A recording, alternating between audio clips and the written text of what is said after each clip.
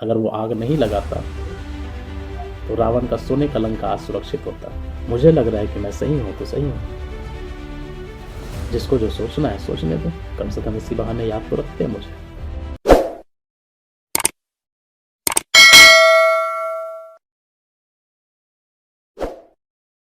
बिना पॉजिटिविटी के आप सफल हो ही नहीं सकते।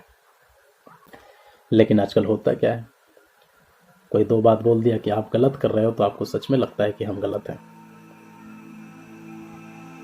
अपने अंदर पॉजिटिव कॉन्फिडेंस तो रख कि मैं जो कर रहा हूँ वही सही है, तो फिर दुनिया क्या बोले तो उससे हमें क्या फर्क पड़ेगा।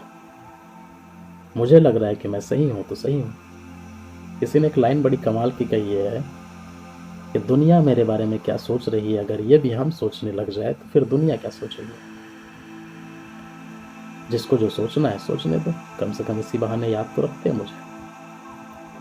पॉजिटिविटी अगर सीखनी है तो आप संकट मोचन हनुमान जी से सबसे अच्छा पॉजिटिविटी सीख सकते हैं। पता है, जब हनुमान जी लंका गए थे तो उसको रावण ने कहा था कि इस वानर को नीचे बिठा, तो हनुमान जी उस वक्त भी नेगेटिविटी नहीं आई उसके अंदर कि मेरी बेइज्जती कर रही है, हमें नीचे बिठा रहा है। उस बंदे ने क्या किया, अपनी पूंछ को ही लपेट लपेट के रावण से ऊंचे सिंहासन बनाकर उससे ऊपर बैठ गया।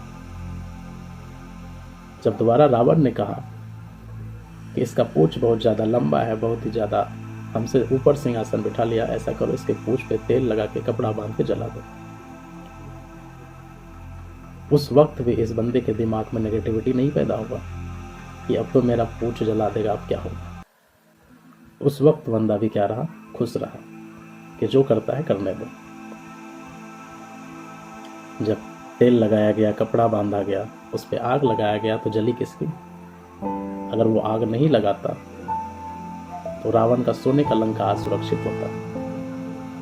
तो पॉजिटिव रहना, कोई दो बात बोल दे, उसकी बातों को सुनकर उसकी नेगेटिविटी को पॉजिटिविटी में बदलकर अपने आप को उस रास्ते पर चलाना, ये सक्सेस में बहुत बड़ा रोल प्ले करता है। अगर आप इस सक्सेस को पाना चाहते हैं तो आपको ऑलवेज पॉजिटिव रहना होगा।